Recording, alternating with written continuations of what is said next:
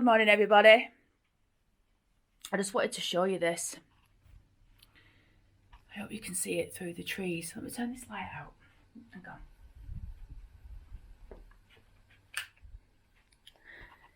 There we go.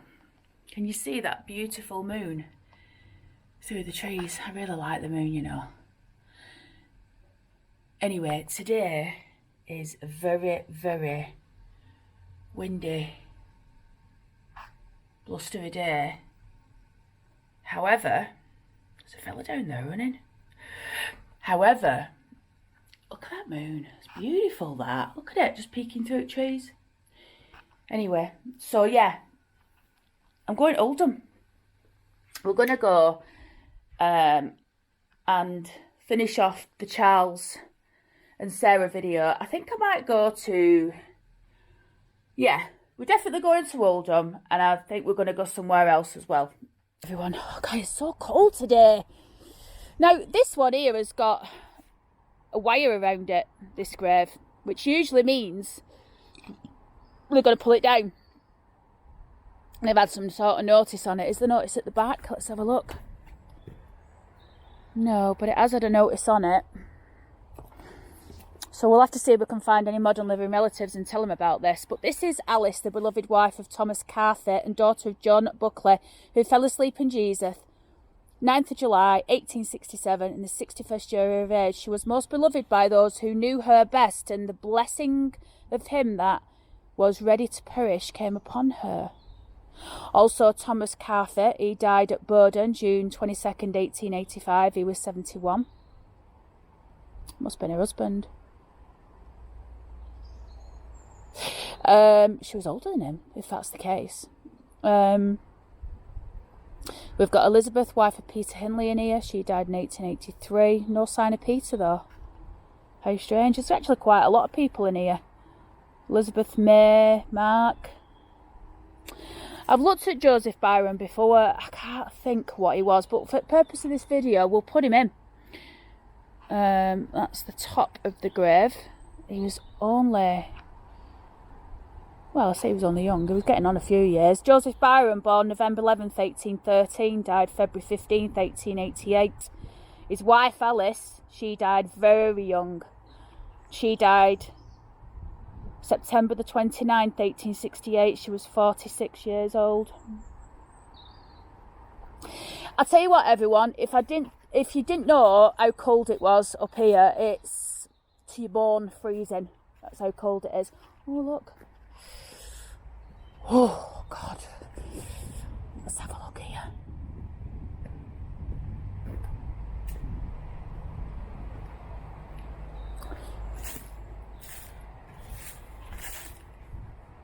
Now, this is the grave of Ellis Mills.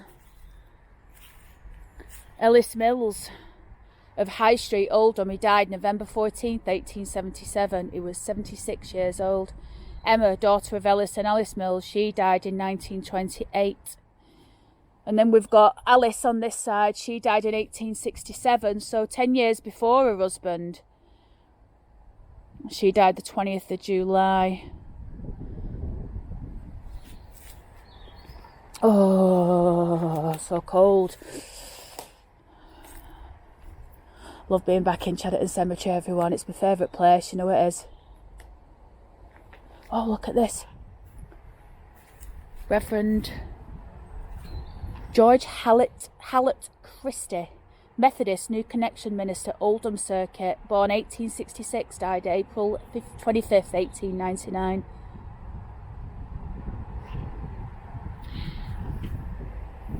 And this is Edmund Armitage of Ashton Road. He died 11th of February 1890. He was only 26. Also, Martha Thatcher, wife of the above, she died 1907, aged 44. Wow. 44. Poor get. And then the kid died at 2. Oh, we'll find out about them too. See what we can find. In the background here, everybody, we've got William Barrett, B-A-R-R-A-T-T of Durker Street, Oldham, who departed this life August 3rd, 1879, in his 51st year of his age. Also, Anne, his widow, departed this life March the 4th, 1893. Also, Charles, their son, I imagine, and Thomas. There's a plaque underneath there. There's something written on it. Oh, it says, "Gone but not forgotten."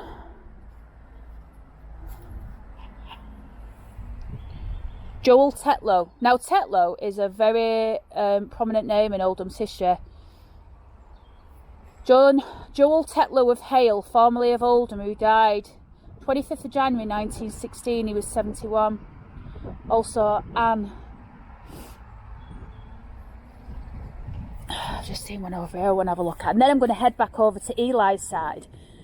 Oh, there's a soldier's grave there, everybody. We'll go and have a look at that. Starting to rain.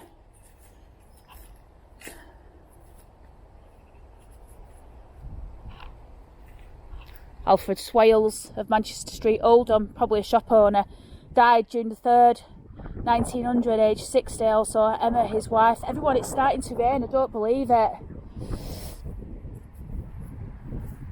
Oh, let's have a look at this soldier.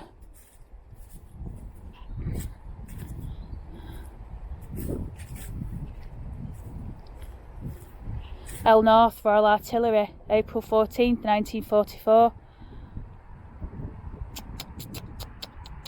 Age 31. Alice died, his relict.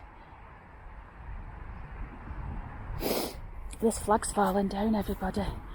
I'm going to pick it up and put it back in the ground.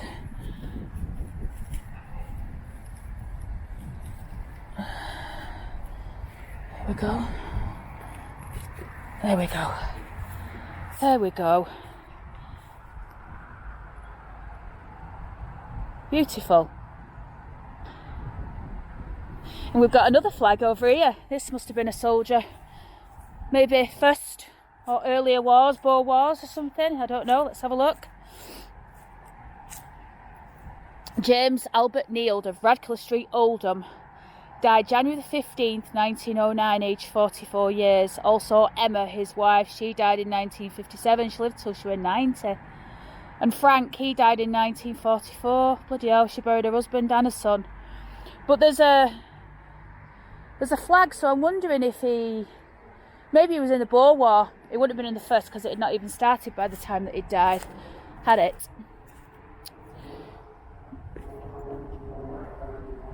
Oh, so cold. I know I keep going on about being cold, but it's fleeing. Swap hands.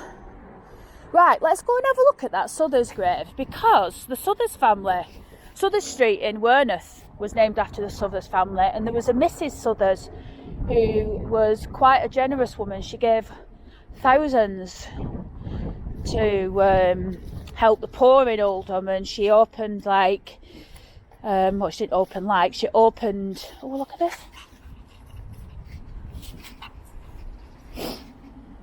She opened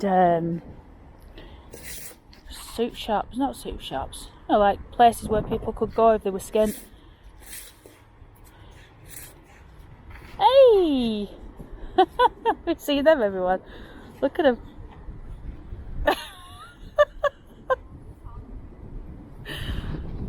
Silly sausage, innit? Right. Everyone, I've just driven past Oldham Market. It's Friday today. And what struck me, we're just going down Edgerton Street now. What struck me was there wasn't one stall on. Like, not one. Not the side stalls, there's only a couple of them left now. Those little units that used to have all fruit and veg and that. They were all locked. There was no one on the market. It's desolate.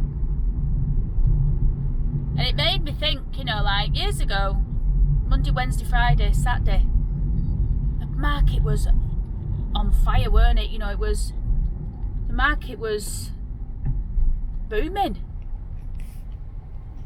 Friday would be a main trading day. I don't know why it wouldn't be on today, the only thing I can assume is because it's Friday. I know that for Muslims that's a day where you go to the mosque. I think it's quite a religious day, like a Sunday would be to a Christian maybe. So maybe, you know, most of the stallholders on there are Muslim. Most of the people that go on there are Muslim. Maybe there's just not enough footfall on a Friday. Maybe there's not enough reason for them to work, you know. But I just thought I'd show you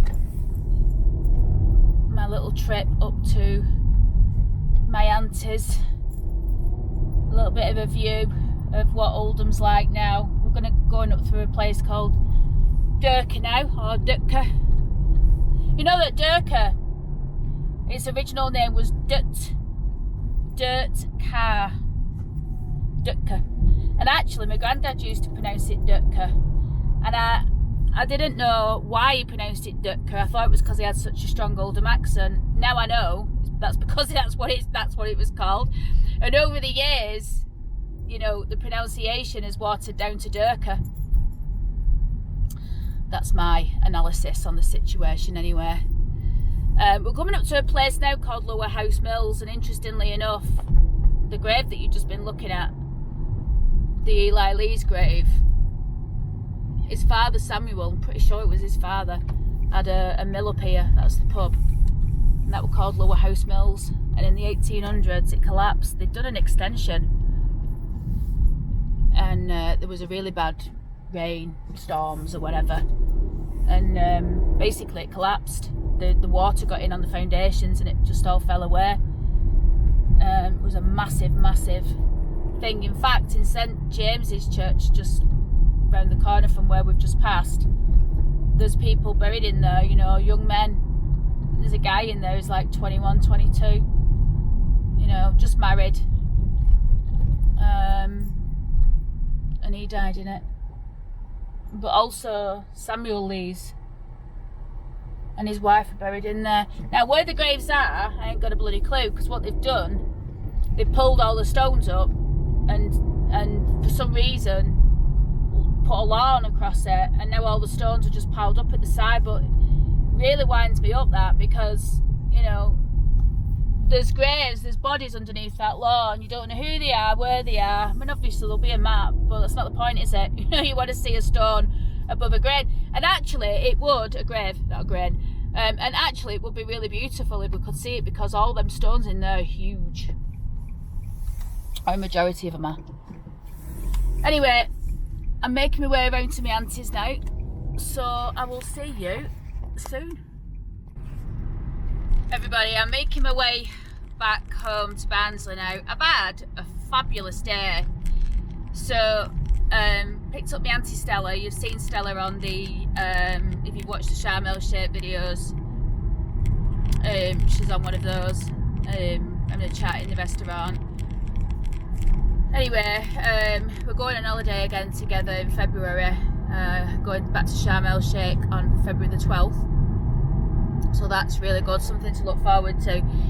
But I've had a result today, because while I was at the house, Leanne came down. You've seen Leanne in the Farmer's Boy video. If you've not seen the Farmer's Boy video, everyone, you need to get and have a look at that. Oh, someone's died there. You need to go and have a look at that Farmer's Boy video. It's about 2 years ago. It's really funny. Ghostly activity, all sorts going on. But anyway, Leanne's boyfriend is Rory Kelly, and his father were Pat Kelly. And if you're an Oldhamer, you probably know that Pat Kelly owned loads of bars, and he had Scruples in, was it Scruples in Oldham? He had a few pubs in Oldham anyway, including Artisans, and no, he didn't have the Artisans. He had Mess House for a while, and then obviously Farmers and other bars. Anyway, point is, in the Farmers, I knew that Rory and his brother,